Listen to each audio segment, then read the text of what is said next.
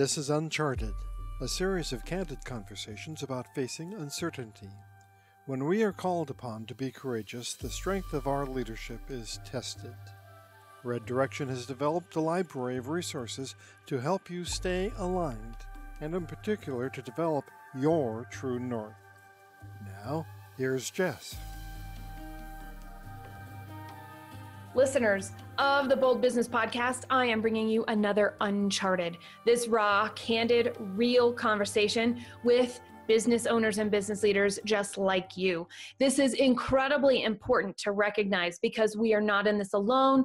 Even though our problems and challenges that we're facing are ours on the path we're on, others have been there and can share that information and their stories, which can help us grapple with, try something new, have a different perspective to keep on chipping away at the path that we're on because we know it, we're in service to it, and we are here to be making the world better in our own way with the products and services that we offer. And I am excited to bring you Bryan Clayton today. He's the CEO and co-founder of Greenpal. And this is a program, a technology, a platform that connects homeowners to local lawn care services. Now, he is no veteran to the lawn care service because before that, he started a company from scratch the first time and went from 0 employees to 150 employees. He went from $0 to $10 million a year and had a very successful exit in 2013 with Peachtree Inc. Now, I tell you this because not only did he do it once, he's doing it all over again. I tell you what, welcome to Uncharted, Bryan. Great to be here. Awesome intro. Thank you. No problem. You'd think I'd done this once or twice. Amazing. Oh, well. I'm excited to hear this interview. Oh, God, right? I know you're pretty cool, or you wouldn't be. I just got. There are people that don't make the grade, Bryan, and the listeners know this too. Now, one of the things that really attracted me to you and to have you come on the show was the fact that you know what it's like to start from the very beginning. And the very beginning is before the beginning, right? You had 0 and 0 and there's a before that, and you're doing it again. So from the first time to the second time, I'm just curious, are there commonalities? Did things change, or was that process actually similar? Yeah, that's really a good question, because getting started is the hardest part. What I call manufacturing that momentum in the early days.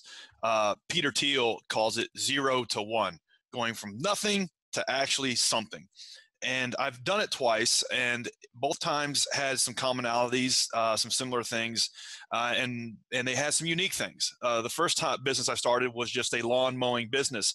One day I was playing Nintendo when I was a teenager. I was playing Nintendo on a hot summer day, and my dad burst into my room and said, "Hey, listen, we got a job to do. We're going to go mow the neighbor's yard." And he forced me to go cut the neighbor's grass with him.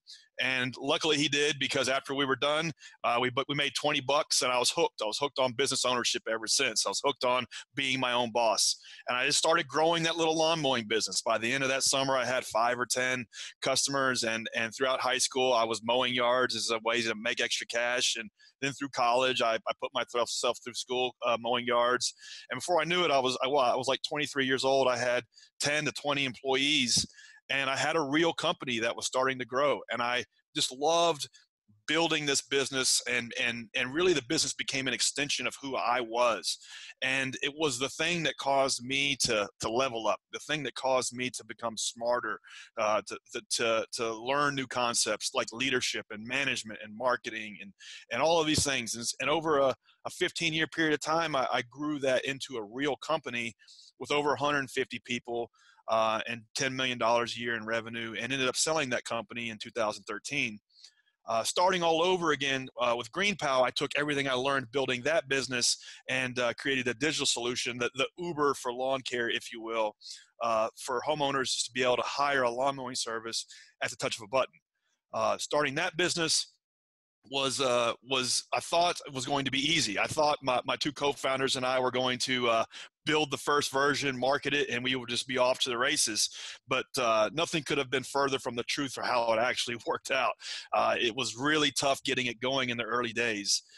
7 years ago, we started with 0 users. We ended our first year with something like 23 people, and half of them were my friends and family. and we all start there. Yeah. Doesn't matter where it is. Isn't that true, Bryan? It's Yeah. always the friends and the family first. Yeah. And I guilt-tripped all of them into using this crappy app that my two co-founders and I hacked together. But we just kept at it, and we didn't give up, and we were just relentless with getting new people to try to use the platform. And now here we are 6-7 years later. We have 200,000 people that use it. We're going to do $20 million in revenue this year. And so starting from scratch is the hardest part. But I think some key fundamentals in both journeys was just relentless tenacity to make the product or service better, and to always focus on the customer or the user of the service and how you're going to solve their problems better, quicker, faster, cheaper, more reliably than your competition is. And so those two fundamentals in business were true in both journeys. Starting a tech business from a traditional analog business was very different. It took myself and my two business partners 3 years to learn the skills we needed to learn, such as coding and design and marketing and distribution, and all of these things that are kind of table stakes in starting a digital business. It took us a long time to learn how to do this stuff. Now we've got a good system, a good team around us, but the early days were really tough in both journeys. That's interesting, because while it ended up being the same space, it was an incredibly different solution that from one to the other, and embracing the way that things are changing today and how technology can really become core to a company instead of like this bolted on piece. And I know, okay, I gotta just say right now, I'm rereading 0 to 1, and I'm super excited. I'm on chapter 13. I think I have 1 or 2 chapters left to go in the book. And I remember reading it shortly after it came out, and it came out the year after you sold your business in 2014. And so when you were able to pick that up and think about that, now I just gotta know, what was like one of your key takeaways, fellow reader? Yeah, that's an awesome book. And it's one of the key fundamentals from that, the key learnings I got from that book was competition is for suckers. And so Peter Thiel talks about if you're entering a competitive space, you're just going to compete the margins away, and you're just going to be in a bloodbath. And he uses the example as a restaurant as one of the worst businesses that you can possibly go into. And he makes some sobering assessments as to how tough business is, and if you're going to tackle it straight up and just go head to head against your competition without any sort of differentiated value proposition, it's going to be a tough slog, and probably one that's not going to end up in success.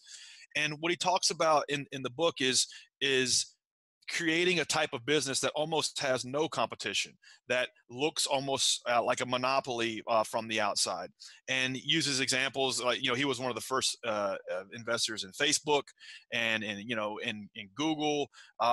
These are just incredibly, insanely good businesses because they don't have competition. And so while we're not all playing in that game, it is important to take learnings from that game and apply them to what you're doing. And it's, what is it that you do in your business, small, medium, or large, that is simply better than anybody else in your market? Or if you're internet business, or if you're internet business, better in the world. How do you create a solution to whatever it is, the problem you're solving, that is the best in the world? Because these days, especially in the digital space and on the internet and in the app space, that's what it takes to win. Competition is for losers. It is for suckers, because if you're just going to compete head up, it's going to be a race to the bottom. It always is. It's a good complement to another great classic book that I also just reread. There are new books that I read, and there are books that I reread, and these are 2 of them. It's Good to Great, and that's actually something that Jim Collins talks about too. He talks about the fact that know what you can be the best at, and then stay in that lane everything else is the equivalent of the shiny object syndrome. Absolutely, yeah. The hedgehog Yeah. effect is what he talks about. A hedgehog does one thing. When it gets attacked, it rolls up into a little ball, and it's got little prickly spikes, and that's what he talks about. It's that animal is best at that. And so, what is your hedgehog concept for your business? What is the one thing that you do better than anybody else in the world? And then a knock-on effect is the flywheel effect, which is what is the reinforcing flywheel inside of your business that is making it better, that is making it continuously improve, and that is making it more successful. For example, Uber has a flywheel effect at its essence. They understand that the more riders that use the service, the more drivers that will want to use the service. And the more drivers that want to use it, then wait times come down. Wait times come down, more people want to ride. More people want to ride, that means that more drivers make more money. More drivers make more money means fares come down. And when fares come down, more people want to ride. So there is this self-fulfilling loop inside of that business that is their flywheel. So whatever your business is, you have to look at what are the internal processes that make it run, and how do you create this self-fulfilling loop inside of it that helps propel it forward.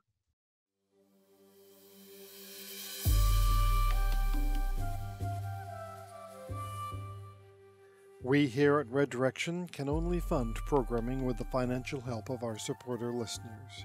To learn more about the additional benefits and value supporter listeners receive, go to reddirection.com. Now, back to Jess.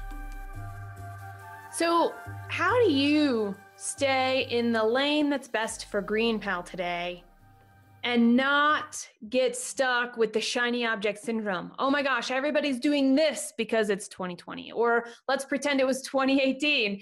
Everybody's doing this because of whatever. And let's pretend it's 2024. Everybody's doing this because of whatever. How do you structure making sure you're doing what you do best and letting everybody else do everything else? Yeah, it can be tough. For us, it's a little easier because we're self-funded. When we were first starting the business, we were inundated with angel investors that wanted to invest in the business, and we pushed back on that because we didn't want to build a business that made investors happy. We wanted to build a business that made customers and users happy. And that kind of ethos has propelled us forward even to today. Now that we're doing $20 million a year in revenue, we're profitable, we're still getting this inbound interest from venture capitalists.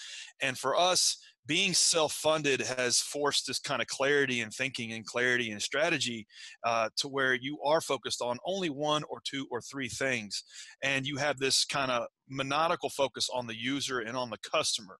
And usually that is like a guiding voice that helps you understand what it is you need to be focused on that day, that week. For us, in the early days, even to now, we have live chat installed in our app and on our website that will hit us up on our mobile phones 7 days a week anytime somebody needs to talk to somebody. Now, we have customer support agents that help us with this stuff, but still, even today, as a co-founder of the business, my two other co-founders, we have time dedicated every day to answer user support tickets. So we understand, okay, this is where we're letting people down. This is where people wish that we were better. This is the problem that they wish we would solve. So there's always this kind of clarity around what are the two or three things we're going to be focused on. Because when you're self-funded, that scarcity focuses, it focuses that discipline. So you have to be really, really focused with how you spend your time and your resources. But you see a lot of businesses kind of fall into this trap, especially ones that raise a bunch of capital, that they try to be good at too many things at one time, whether it be too many different products or too many different marketing channels, and they end up just attaching like rocket boosters onto the side of a barn, and it just blows up. And so we've managed to avoid that trap. And a lot of the reason is because we bootstrapped it the entire way through off of the revenues that the business generates. Okay, because that's really interesting. I've seen, and I'm all about bootstrapping. I've done that before as well. And I'm also all about investment because I've done that as well. And there are pros and cons. And I will tell you exactly what you're saying is so true. When there are more, how many co-founders do you have? Two. Okay. So there are two of you. The more co-founders or the more investors that have a seat at that table of the voice, the harder it is to stay focused. The harder it becomes to recognize what are the top priorities. And you want to know something? I think 1 and 5 are the worst. I think one person at the table is not enough, and 5 or more is too many in the experience that I've seen. And so now I've just got to ask, how do you hold yourselves accountable? Well, because I'm guessing there's always the opportunity, because as an entrepreneur, you're a visionary. As an entrepreneur, you've got management skills. As an entrepreneur, you're understanding what that flow of business is and looking for those opportunities all the time. So it's easy to get shiny object syndrome sneaking up on you. And so how do you two hold each other accountable that way? Yeah, it's a very insightful question, because we ran into that problem. So the first 2 years running Greenpal, starting it from scratch, my two co-founders still worked full-time jobs. They worked Monday through Friday, 50 hours a week at their full-time gig. And then they nights and weekends, we would hustle and grind on this project until we got enough users to where we could pay some salaries. And we did that for years in the early days. And then came this tipping point where one of the two co-founders was able to quit his job, and he was able to come on full time. And as kind of the leader of the team, I was concerned that what I didn't want to have happen was him quit his job and then us not move the needle in terms of increased productivity, and also him quit his job and leave that career behind, and this not be a better opportunity for him. And so what we started doing is every Monday morning we would have an all hands stand up meeting, to where we would do just two things. We would identify the things we were going to work on for the week, what the key objectives were, and we would map them to whatever it is the business was focused on, whatever the one thing we were pointing all of our energy on for that week was. And then we would talk about what we got done last week, and how it went, why maybe we didn't get it done, or what have you. And just this simple accountability with, in the early days, just us, and now we have 22 people that work for the company, has helped us stay focused on, okay, this is what we're doing, this is how we're getting it done, and reporting on that, it helps galvanize the team around, okay, what are those one or two things that the business is working on, and this is how everybody's contributing to that. The other thing that has helped us is we look at output metrics and input metrics. And so what I mean by that is, let's say, okay, well, we want to double revenue this year, because we have doubled revenue for the last 5 years. And so how are we going to do it? Okay, well, that's the output metric. And now we got to look at the input metrics. It's okay, well, we have to generate more traffic. We have to double our traffic. Well, how are we going to double more traffic? Well, we have to increase the number of landing pages we have by X, and we have to also acquire more press mentions in these markets and by X. And okay, well, how are we going to get that? Well, we have to do this many pages of content a day, and we have to do this many pitches a day. And so those are the input metrics that map to the output metric. And holding the team members accountable to execute on those input metrics is what helps keep us driving the ball forward. What made you decide you needed that kind of structure early on? And I'm thinking about that specifically because there are going to be people listening to this that are in the middle of adding that structure, and they're 5 or 7 years into their business already. And of course it's different, but it might give them a sense of, well, so now what can I be thinking about around this? Because, oh my gosh, I'm thinking about this kind of a framework for our company. Absolutely. So I didn't just magically know to do it this way. Quite frankly, I did it wrong for years in my first business. And I would spend months, years running that first company with hundreds of employees. And I would be pissed off about so-and-so not getting done what they needed to get done, or upset that the sales team wasn't turning out the sales that they needed to turn out, or mad that we were over our budget on labor hours, or what have you. And a business mentor told me, and I would just be pissed off all the time. And a business mentor told me, he said, listen, you get exactly the culture and company you deserve. And that just hit home. And I was like, well, what do you mean by that? He goes, listen, you get exactly the output and exactly the culture that you deserve from your small business, because it's an extension of you. You have to you have to inspect what you expect. And you have to create the systems and processes for this thing to run. If not, these people aren't going to know what to do. They're not going to be held accountable what to do. And so I did get it right over years of trial and error. After, you would hire a sales guy or sales gal, and a month would go by and no sales. And you'd be like, what the hell is Jeff doing?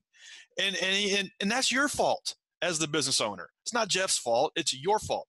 And so, like, doing that wrong for a long period of time made me scared that now that, okay, I've got two co-founders, we're bootstrapping this other business, it's showing promise, they're quitting their job. How do I put in the processes in place right that we can just follow this heuristic over and over again, this repeatable method over and over again to drive ourselves to success? And that's how I was able to learn from that mistake the first time and avoid it the second time. The other thing too is when you're bootstrapping a business, to use like American football as an analogy, it's like you're playing all running game. You're not making any passes downfield. You're never throwing a Hail Mary.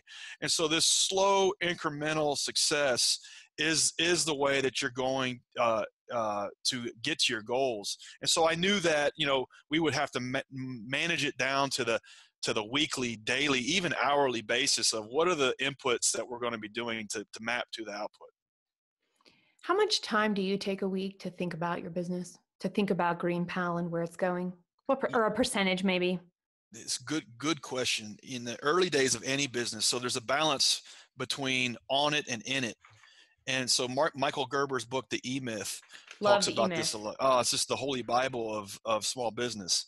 And in that book, one of the fundamental lessons I learned from that book was balancing between on it and in it. And in the early days of any business, it's going to be 90% of the time in it. So in that book, they have the example of the pie shop and how this lady wants to open up a pie shop because she has a passion for baking pies and used to do it with her grandmother. And so she thought she was just going to bake pies. And what she didn't realize is it's totally different things having a business that sells pies than one that bakes pies. But in it would be baking the pies. But the thing is, there's all this other stuff. There's preventative maintenance for the oven. There is like accounting on the cash register. There is like cleaning the awning outside. There's all of these other things. And so like in it is doing those things, but on it is creating the systems and routines and processes and formulas that make those things happen. And so as time goes on in any business, probably 90% in it, just like getting it done. And then as time goes on, you're spending more time on it, creating the routines and processes that make those things happen. And so for me with Greenpal, it was my two co-founders and I in the early days, 90-10. We were writing code. We were writing blog posts. We were pitching journalists. We were passing out flyers. We were doing all of those things 7 days a week. And then what I began to realize was, okay, I need to dedicate some time for on it every week so I can start to outsource and hire people to do some of these things. And so for me, that day was Sunday. Every day I would come into the office Sunday and I would spend at least 3 or 4 or 5 hours looking at on it and looking at, okay, how do we create processes around these things that we're doing now that I know what they are? And then how do I build a team to delegate some of these things to? And now it's probably 80-20 the other way. I don't do a whole lot of in it anymore. Luckily, I've been able to remove myself to where I can focus on higher leverage activities like strategy, like planning, like differentiation, like talking to users, like product design. And so I think every business journey starts with like going from as much of in it to on it as you can over time. I think capital can help accelerate that faster.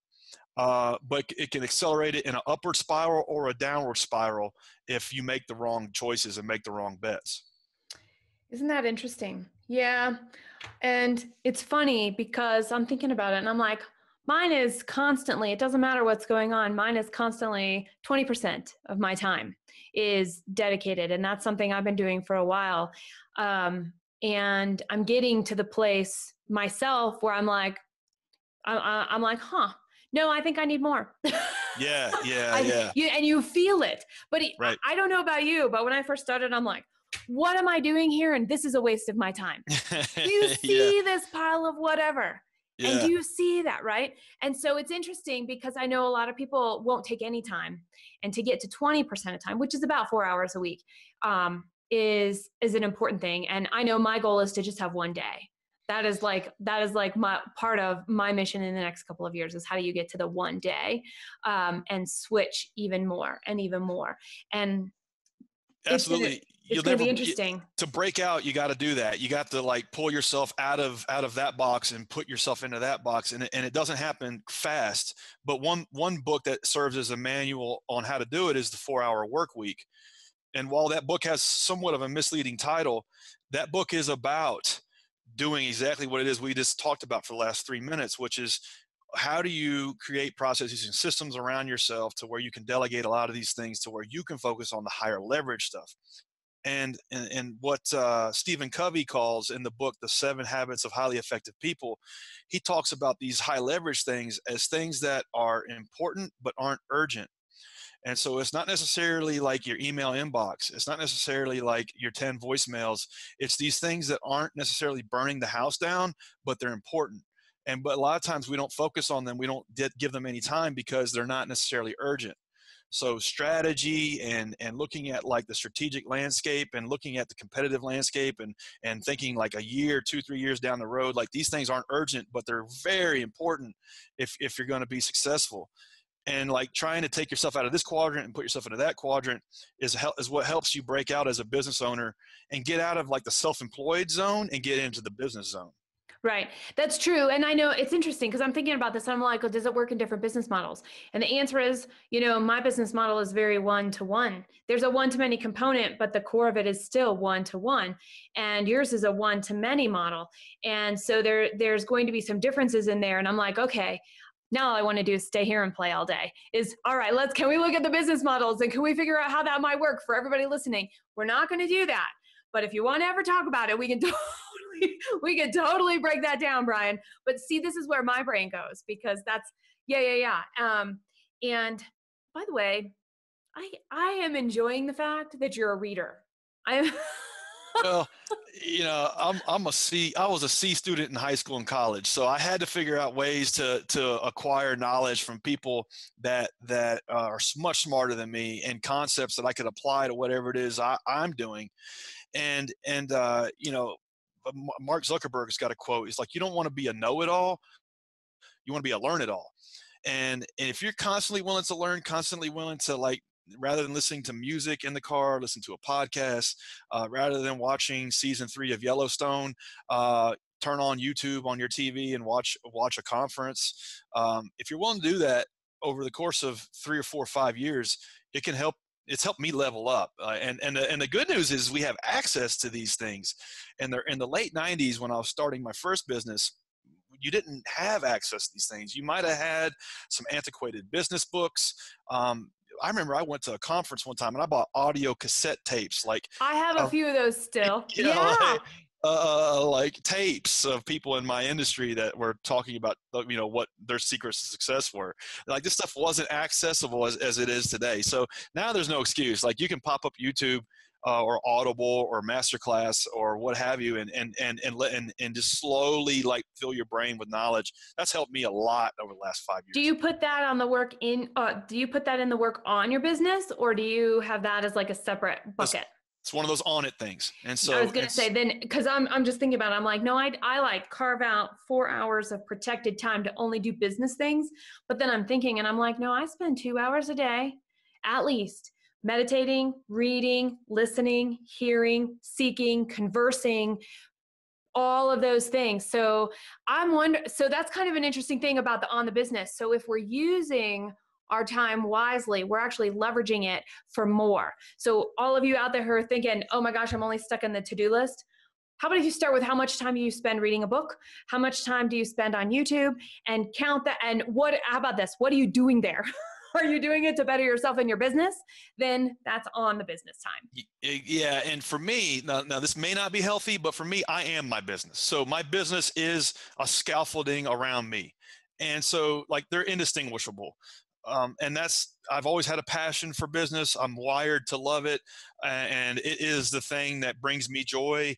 And so for me, I am it. And so like when I'm like doing self-care, it might be listening to a Tony Robbins audiobook or something like that, but that's all maps back to winning in business.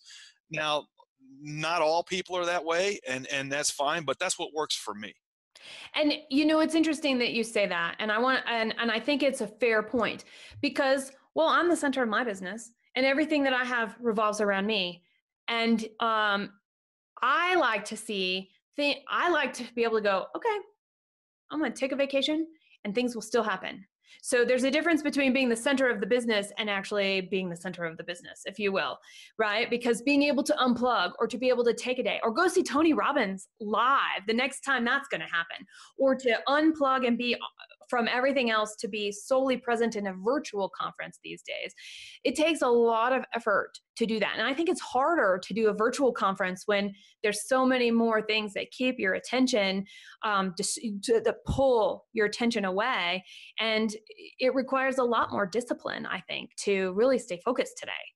Absolutely. And you mentioned going on a trip somewhere and how does that relate to business? Well, in a lot of ways, your business is the thing that got you on the beach. Your business is the engine that got you to go. Maybe you see this new culture that you might not have seen. So for me, these things all I'm in agreement with you. So intertwined, and just to not be defined by. That's my thing. I'm like, no, I have company values that are separate from my personal values, because anybody that comes to work at Red Direction on any project, anytime, I need them to be able to hitch their personal mission and values to the company's, so that I'm not expecting mini me's and I'm not accidentally setting them up for failure. That's actually something I did wrong early on. I wanted everybody to have my values and express them my way to get to my mission. Woo! Yeah. That was a hard one to learn. Culture and teams is one of the hardest parts of business. To your point, if you can figure out what somebody else wants and help them get it and how that relates to your company, that's where the magic happens. It's just hard to do. It's harder to scale. It's hard to implement if you haven't done it right from day one. It's one of the hardest things of being successful in business is leading teams. And I'm still learning even to this day. Oh, I'm telling you, I'm still learning every single day. And that's what I do for a living, Bryan, is help people. How do you work together? I mean, it's one of the, and it's so unique. There's no unique piece. It's the people that come together and the reason. One of the things that Peter Thiel actually talks about is this cult-like piece, right? That was actually my favorite chapter when he's talking about, he called it the PayPal Mafia. So as the founder of PayPal, they wanted people with the same mission, the same vision to zero in, and they figured out what everybody did to show ownership of that and to be part of that. And then they made that the culture. And I think I think that we all have that. So to recognize, to your point earlier, you have the company that you deserve from your mentor. And all we can do is just start changing. We cultivate it differently, because there is no rip the Band-Aid off when it comes to that. Yeah, and like talking about Jim Collins, you're going to have to get the right people on the bus and get the wrong people off the bus, and that's something that's not talked about a lot. But to have strong culture, have strong teams, you got to prune some people out from time to time that aren't good fits and help them get somewhere where they are, and that's one of the hardest decisions as a boss, as a leader, you're going to face. It's like, when do I've got some people that are really good performers at what they do, but they aren't good cultural fits. What do I do?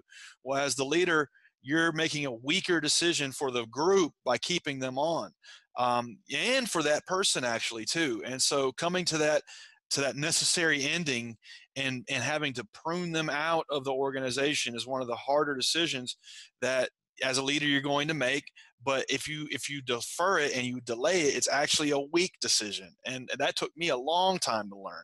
Oh, I still catch myself in those kinds of things, because I'm one of those people, I think the best of everybody. And I'm like, what else can I do to make sure I've done everything that I can? Because there's a reason they were here. And then I have to be like, yep. And that reason is done. They have, right? I mean, honestly. In a way too, like you feel like a failure because you couldn't fix them and you couldn't solve this problem. And the reality is that not everybody's going to be a good fit. And as a leader, it's your job to prune out the ones that aren't. That's right. That's absolutely right. So what are the challenges that you're working on, in the next 12 to 18 months, the things that are really big and exciting for you that you're grappling with, Bryan? So for us, where we take Greenpal from here, we're in 50 states in the United States, hundreds of thousands of people using the platform, still self-funded, profitable. We keep the majority of the people that use the platform. What are we working on now? Like, how do we get to this in the next level? And for us, it's until we've become in the lexicon of the English language for how do you get your grass cut, like Uber for how do you I'm going to Uber to the party. Okay. Well, your grass is like it's like 3 feet tall, bud. What are you going to do? Just get a Greenpal. Like for us, that's the next challenge. It's like, how do we become like, Instacart, DoorDash, these things 3, 4, 5 years ago didn't exist. Now they are just default options that you think about. And Greenpal needs to be in that discussion. It needs to be the thing you just think to do to get this one chore done. And that's what we're focused on now is how do we get from here to here? What are the biggest challenges within that? Doing it without a huge marketing budget, because a lot of these businesses that I just mentioned, all raise hundreds of millions, sometimes several billions of dollars of capital. So getting there from a slow and low standpoint where you're bootstrapping and you're reinvesting all of the money that the business makes back into it, it's hard to do. But it's been done. There's other businesses that have done it. And so that's what we're going to do. We're just going to continue to chew on that and continue to go deeper in every town and city that Greenpal is live in until we've achieved that status of, okay, you just wake up one day and everybody knows about it, everybody uses it. It is the easiest way in the world to get this done. And focusing on things that have worked in the past, but also experimenting with new things to try to figure out how we're going to get there.